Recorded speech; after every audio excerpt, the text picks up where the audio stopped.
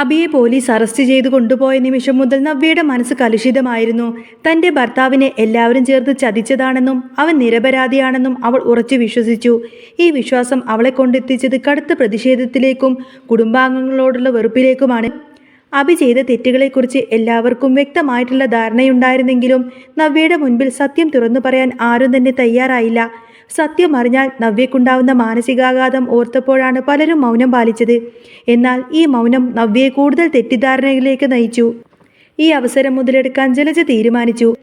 നവ്യയുടെ മനസ്സിൽ അണയാതെ കിടന്നിരുന്ന സംശയത്തിന്റെ കനലിലേക്ക് എണ്ണയൊഴിക്കാൻ ജലജ തയ്യാറായി. നവ്യയുടെ അടുത്തെത്തിയ ജലജ സഹതാപം അഭിനയിച്ചുകൊണ്ട് പറഞ്ഞു, കണ്ടില്ലേ നവ്യെ, നിന്റെ അനിയത്തി നന്ദു പോലും അവനെ വിട്ടില്ല. സ്വന്തം ചേച്ചിയുടെ ഭർത്താവെന്ന പരിഗണന പോലും അവൾ നൽകിയില്ല. എൻ്റെ മോനെ എല്ലാവരും ചേർന്ന് വെറുക്കപ്പെട്ടവനെ പോലെയാണ് കാണുന്നത്. ആദർശിനെ എല്ലാവരും നല്ലവനായി വാഴ്ത്തുമ്പോൾ അവയെ മാത്രം ഉപദ്രവിക്കാനാണ് ഇവരിങ്ങനെ മത്സരിക്കുന്നത്. ജലജയുടെ വാക്കുകൾ നവ്യയുടെ മുറിവേറ്റ മനസ്സിൽ ആഴ്ന്നിറങ്ങി. ജലജ തുടർന്നു, ചന്തുമോളുടെ അച്ഛൻ ആദർശാണെന്നും അനഘ ഈ അവസ്ഥയിലാവാൻ കാരണം അവനാണെന്നും ഈ വീട്ടിലെ എല്ലാവർക്കും അറിയാം. എന്നിട്ടും ആരും ആദർശിനെ ചോദ്യം ചെയ്യുന്നില്ല. എന്നാൽ അബിയെ ഉപദ്രവിക്കാൻ എല്ലാവർക്കും ആവേശമാണ്. ഇത് കേട്ട് നവ്യയുടെ കണ്ണുകളെല്ലാം തന്നെ നിറഞ്ഞൊഴുകി. എനിക്കെല്ലാം മനസ്സിലായി അമ്മേ, അവൾ പറഞ്ഞു. അബി പണ്ട് ചില തെറ്റുകളൊക്കെ ചെയ്തിട്ടുണ്ടാവും. പക്ഷേ കുഞ്ഞുണ്ടായതിനു ശേഷം അവൻ ആകെ മാറി. ഉത്തരവാദിത്തമായ ഭർത്താവും അച്ഛനുമായി അവൻ ജീവിക്കാൻ തുടങ്ങുമ്പോഴാണ് ഇവർ അവനെ വേട്ടയാടുന്നത്. ഞങ്ങളുടെ ജീവിതം നശിച്ചു കാണാനാണ് ഇവർക്കെല്ലാവർക്കും ആഗ്രഹം. ജലജ വീണ്ടും വിഷം കുത്തിവെച്ചു. നിന്റെ അനിയത്തിമാരായ നന്ദുവും നയനയും നിന്റെ ശത്രുക്കളാണ് നവ്യെ. അവർ നിന്നെ നശിപ്പിക്കാൻ ശ്രമിക്കുകയാണ്. ഇത് നീ എന്തായാലും ചോദ്യം ചെയ്യണം. ഇത് കേട്ട നവ്യയുടെ ഉള്ളിൽ പ്രതികാരത്തിന്റെ തീയാളിക്കത്തി. നേരം വെളുത്തതോടെ നവ്യ നേരെ പോയത് നന്ദുവിൻ്റെ അടുത്തേക്കാണ്. അവിടെ നയനയും ഗോവിന്ദനും കനകദുർഗയും എല്ലാവരും ഉണ്ടായിരുന്നു.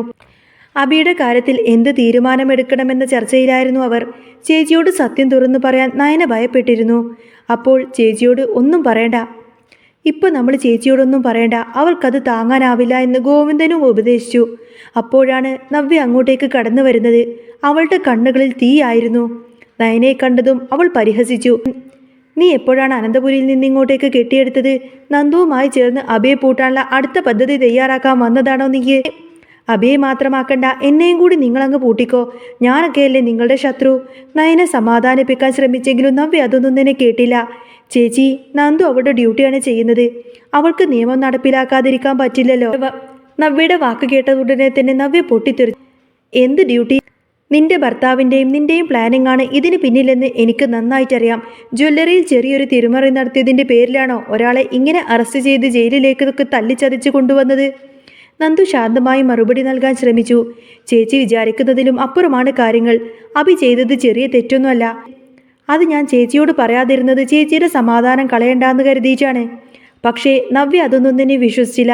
എന്നെ പേടിപ്പിക്കാൻ നോക്കണ്ട. എൻ്റെ അബിയെ രക്ഷിക്കാൻ ഞാൻ ഏതറ്റം വരെയും പോവും. അവൻ ചെയ്തത് അത്ര വലിയ തെറ്റൊന്നുമല്ല. അതിന് അവനെ തൂക്കിക്കൊല്ലാനൊന്നും പോകുന്നില്ലല്ലോ. ഞാൻ നല്ലൊരു വക്കീലിനെ വെച്ച് അവനെ പുറത്തിറക്കും. നവ്യ അവരെയൊക്കെ വെല്ലുവിളിച്ചു. നിനക്ക് അനിയുടെ ഭാര്യയായിട്ട് അനന്തപുരി തറവാട്ടിലേക്ക് കയറി കൂടാൻ വേണ്ടിയിട്ടല്ലേടി നീ ഈ നാടകമെല്ലാം കളിക്കുന്നത്? അത് നടക്കാനൊന്നും പോകുന്നില്ല. അതേതായാലും ആ ബന്ധം നടത്താൻ ഞാൻ സമ്മതിക്കില്ല എന്നൊക്കെ പറഞ്ഞ് നവ്യ ആക്രോശിച്ചുകൊണ്ട് അവിടെ നിന്നും ഇറങ്ങിപ്പോയി. നന്ദുവിൻ്റെ വീട്ടിൽ നിന്നും ഇറങ്ങിയ നവ്യ നേരെ പോയത് അനന്തപുരി തറവാട്ടിലേക്കാണ്, മുത്തശ്ശനെയും മുത്തശ്ശിയെയും കാണാൻ വേണ്ടിയിട്ട്. അബിക്ക് ഇപ്പോൾ ഇങ്ങനൊരു ഗതി വരാൻ കാരണം മുത്തശ്ശനാണെന്ന് അവൾ ഉറച്ചു വിശ്വസിച്ചു. ഞാൻ ഇവിടെ വരാൻ ആഗ്രഹിച്ചതല്ല, പക്ഷേ വരാതിരിക്കാൻ വയ്യല്ലോ, നവ്യ മുത്തശ്ശനോട് പറഞ്ഞു. എൻ്റെ ഭർത്താവിനെ ഇപ്പോൾ ജയിലിലാക്കിയപ്പോൾ നിങ്ങൾക്കെല്ലാവർക്കും സമാധാനമായല്ലോ. മുത്തശ്ശൻ ശാന്തമായി മറുപടി നൽകി. അവൻ തെറ്റ് ചെയ്തതുകൊണ്ടാണ് മോളെ പോലീസ് അവനെ അറസ്റ്റ് ചെയ്ത് കൊണ്ടുപോയത്, അല്ലാതെ ഞാൻ പറഞ്ഞിട്ടൊന്നുമല്ല. അന്നേരം നവ്യ ചോദിക്കുന്നുണ്ട്, നിങ്ങളല്ലേ അബി ജ്വല്ലറിയിൽ മോഷണം നടത്തിയേ എന്നൊക്കെ പറഞ്ഞ് കേസ് കൊടുത്തത്? മുത്തശ്ശൻ പറഞ്ഞിട്ട്, ഞാൻ മോഷണത്തിലല്ല കേസ് കൊടുത്തത്, ജ്വല്ലറിയിൽ നടക്കുന്ന തട്ടിപ്പും വെട്ടിപ്പും അന്വേഷിക്കാനാണ്. മൂർത്തീസ് ജ്വല്ലറിയുടെ പേരിൽ കള്ള സ്വർണം വിൽക്കുന്നുണ്ടെന്ന് എൻ്റെ ശ്രദ്ധയിൽപ്പെട്ടു. അത് എൻ്റെ വീർപ്പിൻ്റെ ഫലമാണ്. ആ സ്ഥാപനത്തിൻ്റെ പേര് നശിപ്പിക്കാൻ ഏതായാലും എനിക്ക് സമ്മതമല്ല. അത് ചെയ്തത് ആരാണെങ്കിലും ശിക്ഷിക്കപ്പെടണമെന്ന് മുത്തശ്ശൻ്റെ നിലപാട് വ്യക്തമാക്കി. നവ്യ വിട്ടുകൊടുക്കാനൊന്നും തയ്യാറായില്ല. സ്വന്തം കൊച്ചുമോനെ അറസ്റ്റ് ചെയ്യിപ്പിക്കാൻ നിങ്ങൾക്ക് എങ്ങനെ തോന്നി? ആദർശേട്ടൻ എന്ത് തെറ്റ് ചെയ്താലും അതൊന്നും ഒരു തെറ്റല്ല. അബി എന്ത് ചെയ്താലും അതൊക്കെ വലിയ അപരാധം.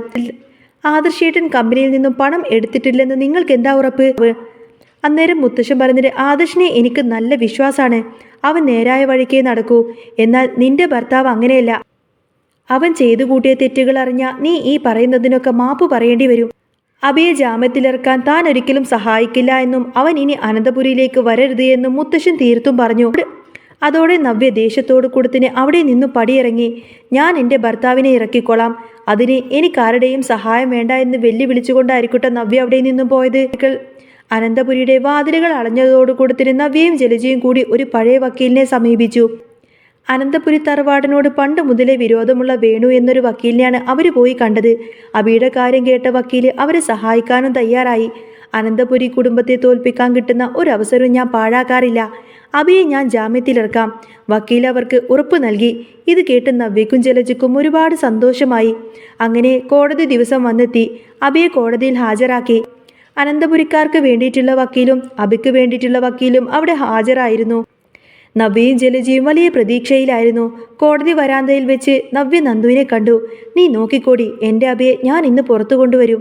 നിന്റെ കള്ളക്കേസൊന്നും ഇവിടെ വിലപ്പോവില്ല. നവ്യ നന്ദുവിനെ വെല്ലുവിളിക്കുന്ന സമയത്തിന് നന്ദു ഒന്നും മിണ്ടാതെ നിന്നു. കോടതി നടപടികൾ ആരംഭിച്ചു. നവ്യ വികാരഭരിതയായി സംസാരിച്ചു.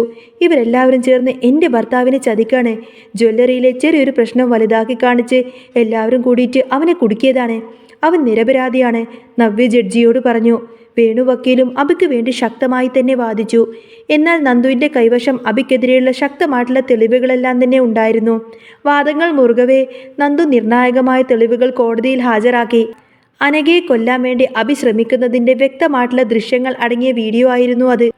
കഴുത്തിൽ കുത്തിപ്പിടിച്ച് ശ്വാസം മുട്ടിച്ച് അനഘയെ കൊല്ലാൻ ശ്രമിക്കുന്ന അബിയുടെ ക്രൂരമുഖം ആ വീഡിയോയിൽ വ്യക്തമായിരുന്നു. കൂടാതെ അനഘയുടെ കുഞ്ഞിൻ്റെ അച്ഛൻ, അതായത് ചന്തുമോളുടെ അച്ഛൻ അബിയാണ് എന്ന് തെളിയിക്കുന്ന DNA ടെസ്റ്റ് റിസൾട്ടും ജ്വല്ലറിയിലെ തട്ടിപ്പുകളുടെ രേഖകളും അനന്തപുരിയിൽ പാമ്പ് കൊണ്ടുവന്നതിൻ്റെ തെളിവുകളും എല്ലാം തന്നെ നന്ദു കോടതിയിൽ സമർപ്പിച്ചു. വീഡിയോ കണ്ട നവ്യ ഞെട്ടിത്തരിച്ചുപോയി. തൻ്റെ ഭർത്താവ് ഇത്രയും വലിയൊരു ക്രൂരത ചെയ്യുമെന്ന് അവൾക്ക് വിശ്വസിക്കാനേ കഴിഞ്ഞില്ല.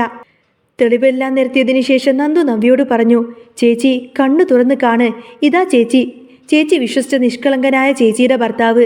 അനഘയെ കൊല്ലാൻ നോക്കുന്ന ഈ ദൃശ്യങ്ങൾ കണ്ടിട്ടും ചേച്ചിക്ക് ഇവനെ ന്യായീകരിക്കാൻ കഴിയുമോ? നന്ദുവിൻ്റെ ആ ഒരു ചോദ്യം കേട്ടതോടു കൂടെ തന്നെ നവ്യ ആകെ ഞെട്ടിത്തരിച്ച് നിന്നുപോയി. സത്യം തിരിച്ചറിഞ്ഞ നവ്യയുടെ മനം തകർന്നു. താൻ ആർക്കു വേണ്ടിയാണ് കുടുംബത്തെ മുഴുവൻ വെറുപ്പിച്ചത്? അവൻ കൊടും കുറ്റവാളിയാണെന്ന തിരിച്ചറിവ് അവളെ തളർത്തിക്കളഞ്ഞു. കോടതി മുറിയിൽ വെച്ച് സങ്കടം സഹിക്കാനാവാതെ അവൾ പൊട്ടിക്കരഞ്ഞു. അബിയെ റിമാൻഡ് ചെയ്തു. നവ്യയുടെ അഹങ്കാരങ്ങളും തെറ്റിദ്ധാരണകളും കോടതി മുന്നിൽ തകർന്നടിഞ്ഞു. സത്യമെല്ലാം മനസ്സിലാക്കിയതിന് ശേഷം നവ്യ ആകെ നിരാശയോടെ ഇരുന്നിങ്ങനെ പൊട്ടിക്കരയുന്നതും കാണിച്ചുകൊണ്ടാണ് കേട്ടോ ഇന്നത്തെ ഈ ഒരു എപ്പിസോഡ് പൂർണ്ണമാവുന്നത്. ഇനി ഏതായാലും നല്ല ത്രില്ലിംഗ് ആയിട്ടുള്ള സൂപ്പറായിട്ടുള്ള എപ്പിസോഡൊക്കെ തന്നെയാണ് വരാൻ പോകുന്നത്. അപ്പോൾ നിങ്ങൾക്ക് ഈ ഒരു ചാനൽ ഇഷ്ടമാവുകയാണെങ്കിൽ സബ്സ്ക്രൈബ് ചെയ്യാനും സപ്പോർട്ട് ചെയ്യാനൊന്നും മറക്കല്ലേ. നെക്സ്റ്റ് വീഡിയോ ആയിട്ട് വരുന്നതായിരിക്കും. ബൈ.